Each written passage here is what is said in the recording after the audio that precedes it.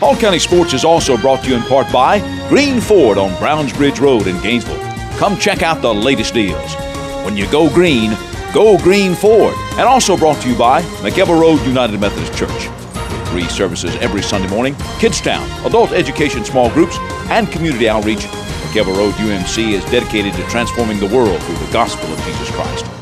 Hello again, everybody, and welcome to another edition of Hall County Sports. I'm your host, Gary Glenn. Well, the playoffs and the postseasons are upon us in a number of sports, and this past Saturday, Flowery Branch High School hosted the Georgia State Championships in Olympic-style weightlifting. Joining us now is the Branch's strength and conditioning coach and one of Team Georgia's coaches, C.J. Stockel. And C.J., you ran them through fast, but it was a good meet and a lot of stuff. I've seen some results here, and a lot of personal records were set. A lot of personal records were set. They sure were.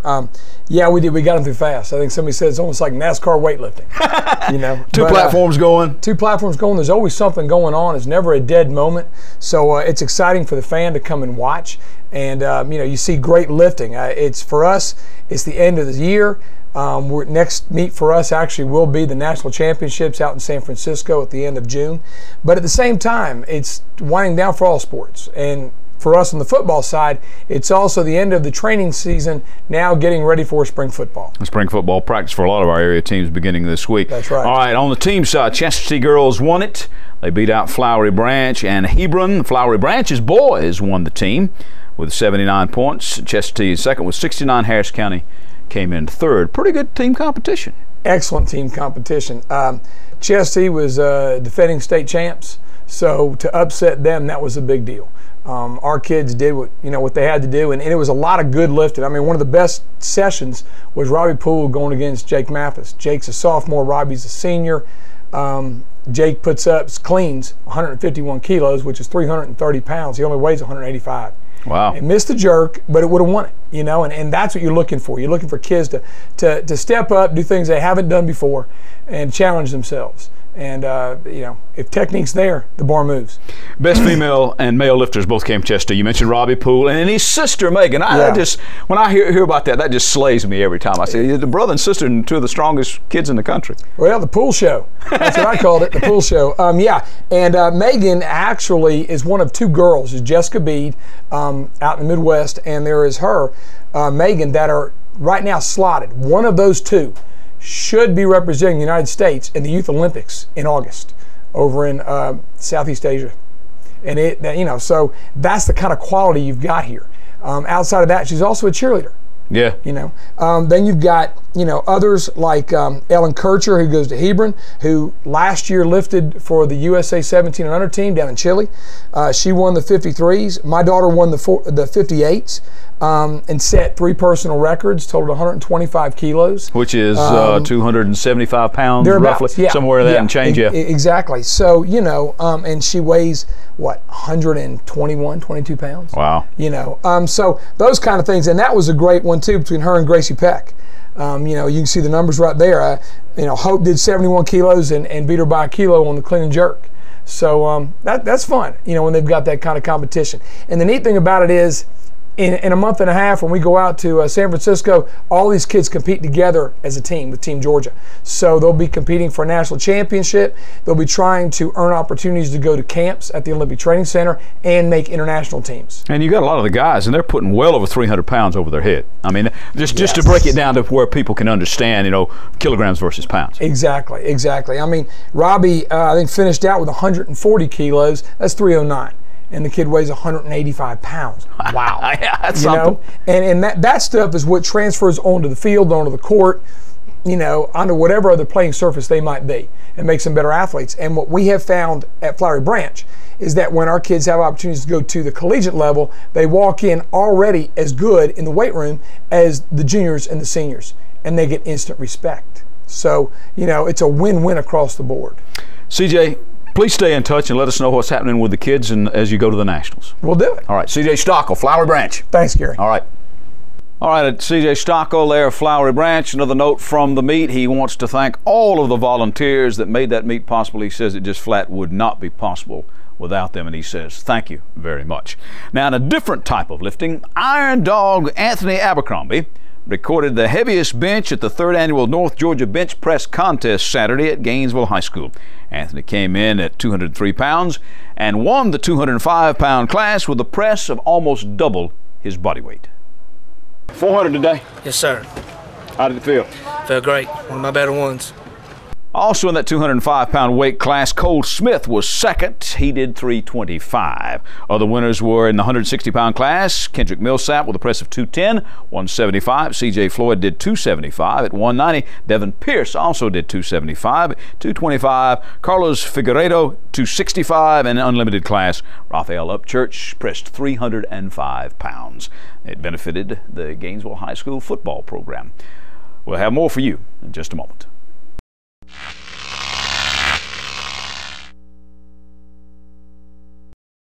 Hi folks, Butch Miller from Milton Martin Honda in Gainesville. If you've been wanting a new car, you've waited long enough. We've got a tremendous selection of every new Honda in the entire lineup, cleaned, prepped, and ready for delivery. And the prices, they've never been lower. American Honda has given us great incentives. Plus, we've instructed our used car managers to go strong on every appraisal. And remember folks, if you think you can get a better deal on a better car at Milton Martin Honda in Gainesville, you got that right. Come out Saturday, May 15th from 10 to 4 for the 12th Annual Rubber Duck Derby for the Boys and Girls Club of Hall County. Did you know you can win $10,000 by adopting a rubber duck? Visit rubberduckderby.com or call 770-656-DUCK to adopt your ducks. We have brand new additions to this year's events, like our 5K Dash and Bash block party and market. Register to run and adopt a duck today at rubberduckderby.com. Gainesville White Print, a name in Hall County that is synonymous with excellence. This family business has served the imaging needs of architects, contractors, developers, realtors, and graphic artists for more than half a century. When customer service is almost a thing of the past, you can count on Gainesville White Print.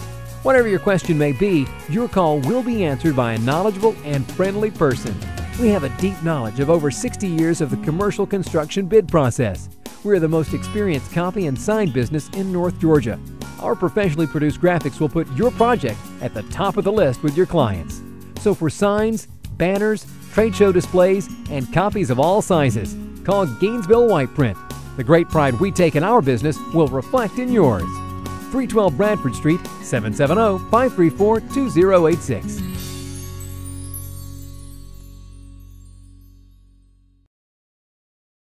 There are moments in life that you wish would last forever. Dreams that really do come true. Treasures worth protecting. And a future to prepare for. Turner Wood & Smith is with you every step of the way. Established in the Gainesville area in 1905. Turner Wood & Smith has become Northeast Georgia's largest independent insurance agency by offering professional service at competitive prices. Turner Wood & Smith, ensuring your future since 1905. We are back, and we're taking you to the diamond for this particular segment. Gainesville's baseball team pounded Johnson 24-4 as all 11 players who stepped on the field for the Elephants had at least one hit. Leaders were Stephen Mason 4 for 5 with 3 runs scored and 3 RBI. Hunter Anglin 2 for 4 with 4 RBI with a home run. Anderson Loggins 3 for 3 with 4 runs scored and 2 RBI. Sloan Strickland 1 for 2 with 3 RBI and a home run. And KJ McAllister, who went 3 for 5 with 2 runs scored and 2 ribbies, while stealing 2 bases for a total of 31 on the season. Ryan Griffith pitched a complete game with 7 strikeouts for the Red Elephants. That was just a warm-up for the 7 AAA Region Championship game with Creekview, which for the first half was a true pitcher's duel. Gainesville used some sac flies to take a 1-0 lead in the 4th before breaking through in the bottom of the 5th with 5 more runs, led by pitcher Hunter Anglin's solo home run for their first hit of the game. A hit which proved to be the game-winning RBI as the Elephants won it 6-1. Anglin pitched a complete game, 1 hitter, to go to 9-0 on the year, the championship sweep for him and his coach Jeremy Kemp. A freshman, you out there, you're still undefeated. You come into this region championship on the line. Tell me what you were thinking. I was thinking just throw strikes the whole game, and my defense is going to work behind me like they have the whole season. And they did the work behind me, and we ended up on top tonight. Well, you had the big inning. You know, up until then it was scoreless. You got 1-0, and then you come up and you hit the home run. That sort of opened things up. Yeah, it was a big momentum changer, and after that, the whole team started rallying together, and we put up a big inning in the 5th, and things turned over for us. You know. What's been the best thing about this team, other than the fact that you got a lot of wins and you're the region champs? You know, I think the best thing about this team is that every game it seems like somebody else is stepping out big for us. I mean, we're not relying on just one kid. You know, there's a lot of big players on this team who came up huge for us in big situations, and I'm proud of every one of them. I'm proud of our assistant coaches too. So. But talk a little bit about Hunter as a freshman, stepping up, undefeated, home run. I mean, what? He's got 7 now. 7 home runs. He's 9-0. He's hitting over 400. I don't know what he's hitting exactly, but he's been unbelievable. He's a player. And the seniors. You got to give credit to the seniors too, because they kind of taken him under his wing, especially Sloan. You know, that catcher-pitcher relationship. Absolutely. And it really made Hunter feel comfortable, and Hunter's just exploded off of it. I mean, it's been awesome. It's fun to watch, I know that. Now, after Hunter homered, 3 of the next 4 Elephants reached base. Ryan Griffith had 3 RBI that night. Gainesville ended the regular season with an unblemished region mark after their 10-8 win over Lambert. Maddox 2 for 4 with a homer and 3 RBI. Michael Lawrence was 1 for 2 with a home run and 2 RBI. McAllister drove in 2 on a 2 for 3 night, and Gonzalez picked up a save. The Elephants will carry a 24-1 record into Friday's home playoff with Lakeview Fort Oglethorpe. Turning to the college diamond, the Brenau Golden Tigers would finish 3rd at their conference tournament. The Tigers opened up play with a convincing 11-3 win over Bruton Parker in 6 innings. Sophomore catcher Morgan Smith had a big day at the plate, going 3 for 4 with 4 RBI, including the game winner when she singled in the winning run in the bottom of the 6th. Anna Manus had a hit at the plate, and on the mound scattered 6 hits. The Tigers had their 32nd win. Game 2, a completely different story, as this one wasn't decided until the bottom of the 8th when the shorter pitcher Libby Munson singled in the winning run to give the Hawks a 1-0 win. Brenau then won twice in one day at the championships to advance to the semifinals. In the first game, the Tigers defeated number 17 Auburn Montgomery 3-2 on a walk-off home run in the bottom of the 7th by Ellen Black. Then Brenau came back in the nightcap and defeated Bruton Parker 2-0 as Black again provided the winning margin, driving in both runs in the bottom of the 3rd. Manus drove in 2 runs in the bottom of the 4th with a 2-run shot over the left field fence. That set the stage for Black's heroics as she ended the game with another blast over the left field fence. Manus came back in the Bruton Parker game and pitched a 2-hit shutout for her 24th win of the season. Black provided all the runs Brenau would need, driving in Smith and Sarah Applegarth. Then the Tigers lost their rematch with number 10 Shorter, who in turn lost to number 2 ranked Lee for the championship. We take you to the track when we come back.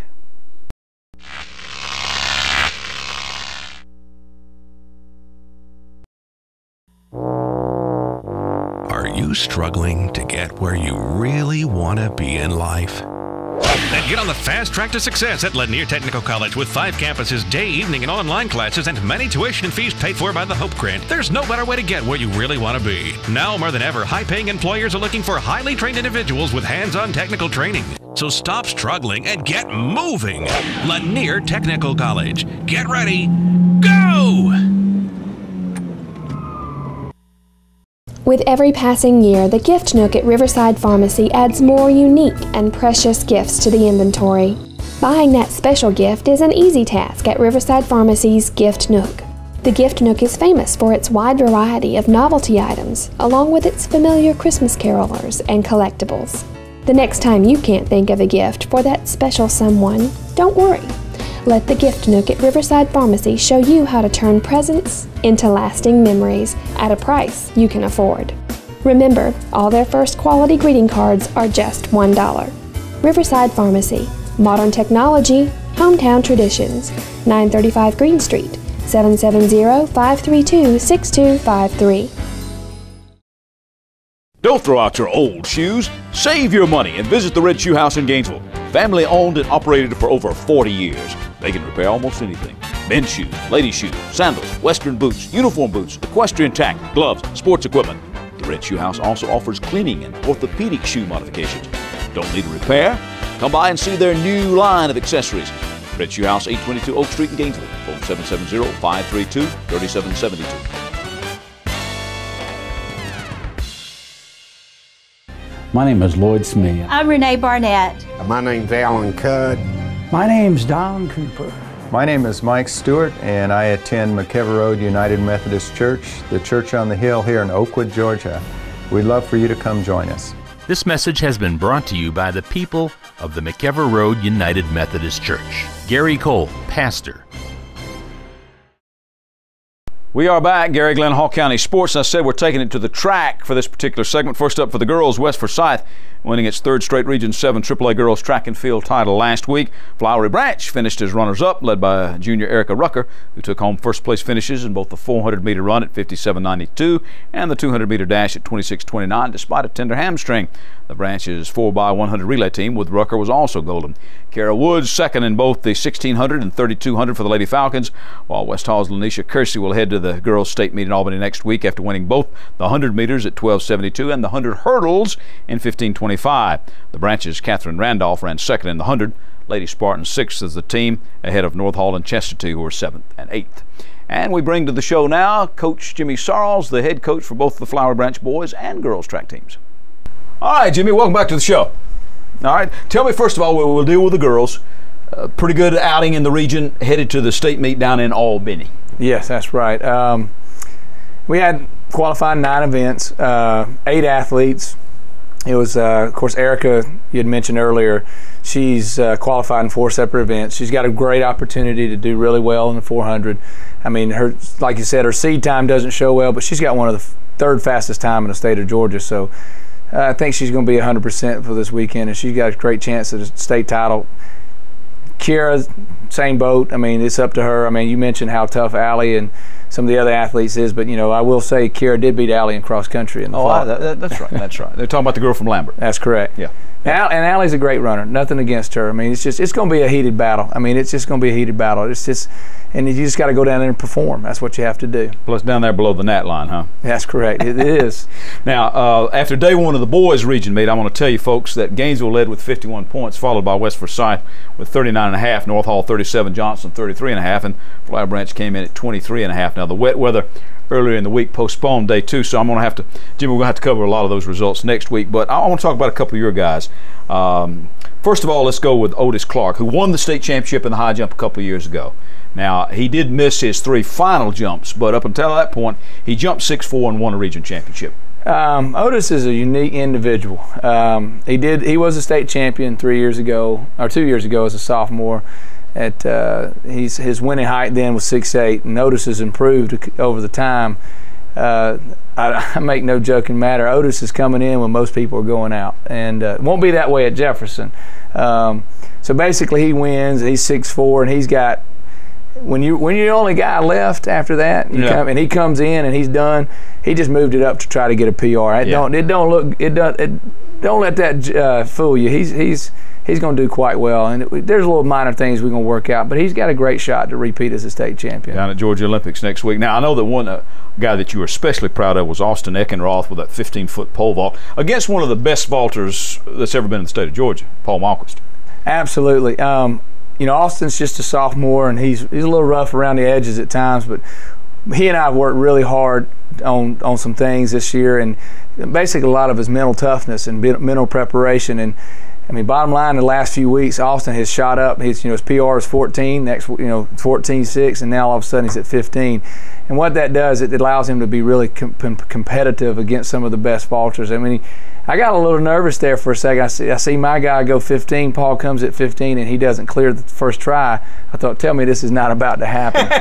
But I mean, Paul's a great competitor, and he's going to make things happen. But there's 3 vaulters that are going to be there at Jefferson, and our classification is going to make for an interesting show. But Paul's a heck of an athlete. He does a really good job. And although he didn't qualify for the states, you had a pretty good 1600 runner too, didn't you? Maurice Ryden, our region's just tough. It's the same way it was in cross country. It is in the track. We just got a super tough region. We got the best runner in AAA in our region, Ty McCormick, and everybody's chasing him. But the ones that are chasing they're chasing right close. I mean, Ty's going to run away with it. But the bottom line is that group's real tight behind him. Maurice had a breakout performance. I mean, he knew what he had to do. He had never run under 4:30 before. Never really. His best time's been 4:34. He dropped it down to 4:27, and it was a photo finish literally for third place. We had a tie for third. So 2 kids run 4:27. The Pickens kid runs 4:23. I mean, that's fast running. When you go under 4:30, you're running. You're doing something special. You know, you mentioned how tough the region is, but it hadn't always been that way, Jimmy. The track in this area used to take second place to, say, baseball for boys, but now it's really, you got some athletes. I'm talking about, look at the Will Hoyt kid. We're going to talk a little bit more about him and Ty in a minute, but I mean, that's something. I mean, I don't know what, the bar's just been raised athletically in this region, period. It's kind of sad. I mean, it's sad. What I'm saying is sad. It's going to go away. I mean, Region 7 AAA is not going to exist anymore the way it's going to exist, but it's not going to be the teams that are in it now. I got you. But because of reclassification. Reclassification. But 7 AAA, since my time in it, has gone from, you know, less than average to average type in a few. They were above average in some sports. We're competitive in everything. I mean, the bottom line is every year we're not only getting out to the state level, we're competing for state titles, state championships. I mean, look at Gainesville football, look at Flowery Branch in football, look at soccer, I mean, et cetera, et cetera. It happens. Huge basketball with boys and girls. Oh, my gosh, it's going to happen. And I'm just proud that the track and field and the cross country is right up there with them, with the best. I mean, it's just something. It's going to be sad to see everybody go. Well, maybe not that sad. You don't have to worry about them anymore. So, Jimmy, thanks for coming in. Good luck to your boys and your girls, all right? I appreciate it. Thank you. Now, some of the guys already have won region titles at Flowery Branch, and they'll be contenders for not only the AAA state championships in their respective events, but the best performance trophies at Georgia Olympics next week in Jefferson. We mentioned Tom McCormick in the 1600. He won it at the region with 4:18.08. Pretty good time for Ty on that particular day. Now, his teammate, North Hall's Peyton Wilhoit, has tossed the discus in a meet better than 186 feet. While Gainesville's Paul Marquist has vaulted 16.9 in the pole vault. Now, neither of those young men came close to those marks in the region meet, so maybe they're saving it up for the state championships. I had a chance to talk with both of them. Well, we were looking to get our throw, you know, my first throw, you know, ensured that I was going into the finals. And after that, you know, I was going, you know, trying to get my personal record after that, you know. And when you're going all out like that, you either get your personal record, you heave one out there, or else you're going to scratch them, just about all of them like I did. So, pretty good day for you overall. I mean, you win the region championship, help your team, and I find out that you're Mr. North Hall. Yeah, I was pretty excited to hear that today. So someone gave me a phone call. I had to miss the assembly, but today I had really good warm-ups, but me just coming out, I don't know. I guess I wasn't really prepared. There was a big crosswind. I had to force the pole to the middle of the box so I can plan it. But all I wanted to do was go to state. That was my first goal. When I go to state in 2 weeks, hopefully I'll beat the state record. I've jumped higher than the state record, and I did it at Jefferson. So hopefully I'll be having an okay day. Then I'll be able to break it. Other individual champions from last Friday at Flowery Branch. Brandon Bunsey of Johnson won the long jump at 21.9 3/4, qualifying for the state meet. By the way, Brandon also placed 5th in the triple jump, 41.4. Now, the man that won the triple jump was Desmond Hamilton of Gainesville at 44 feet 2.5 inches. Shot put went to Sterling Bailey of East Hall, 47.5 1/4. And also, we mentioned earlier, Otis Clark, Flowery Branch, high jumped 6'4" to win the region championship. Others also qualifying for the state meet included Ty Odom in the high jump from Johnson and Trey Lipscomb of the Knights in the shot put. David McConnell, 2nd in the discus, also qualifies for Georgia Olympics. I'm back to wrap it up after these timeouts.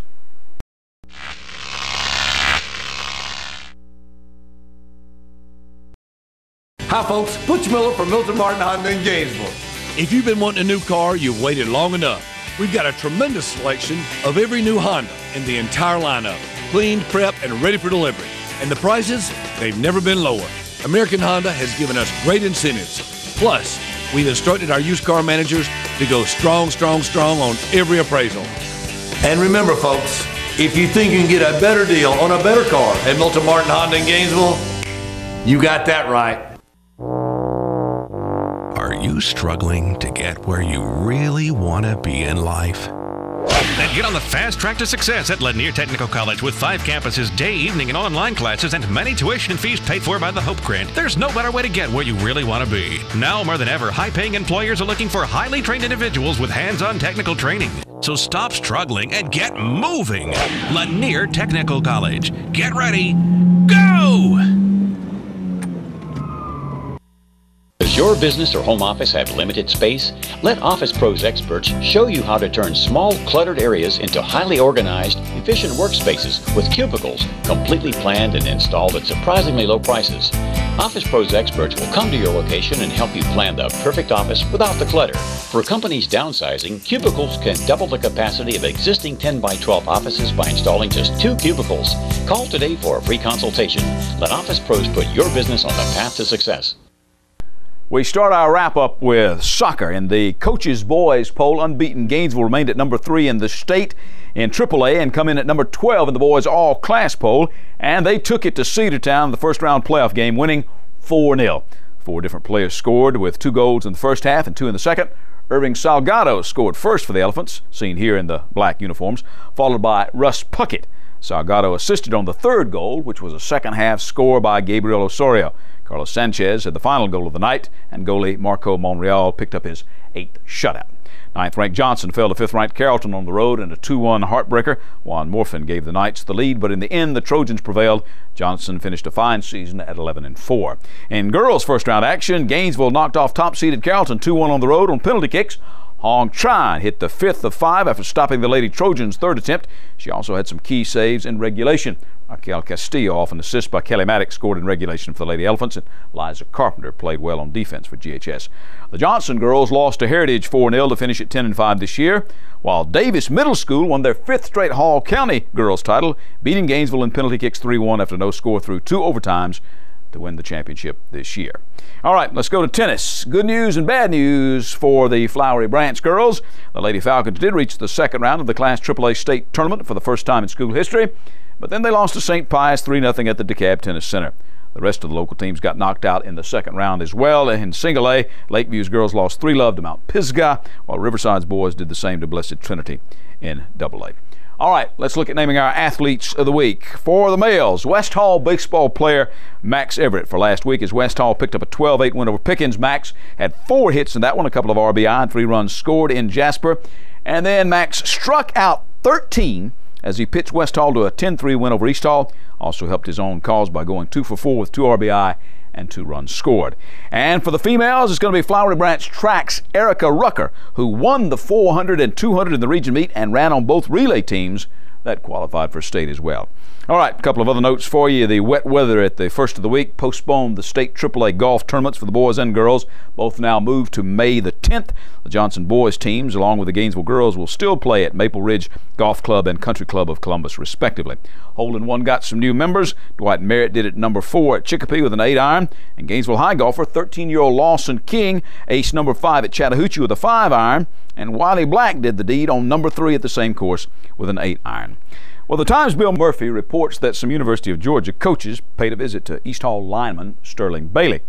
Along with Bailey, Gainesville middle linebacker A.J. Johnson has also picked up an invitation to play in that U.S. Army All-American game next year in Texas. Johnson, by the way, has picked up an offer from LSU, among others. Now, in fact, at the Atlanta Touchdown Club just this past Monday, we found out that a quartet of local players have been selected as nominees for that All-American game. In addition to Bailey and Johnson, we also found out that punter Will Mundy and quarterback Austin Brown, who is now transferred into the branch from Havisham Central, have also picked up the nominations and certificates. Out of that group, only Mundy has made up his mind about college, giving a verbal commitment to Duke. The Army All-American game will be played next January 8th at the Alamo Dome in San Antonio, Texas. It'll be broadcast on NBC, and that's all just way cool. And by the way, as we told you earlier in the show, area teams, a lot of them started their spring football practice this week. Well, that seems kind of funny to say, doesn't it? Football. I'm Gary Glenn. We're back with more Hall County Sports next week. Join us then.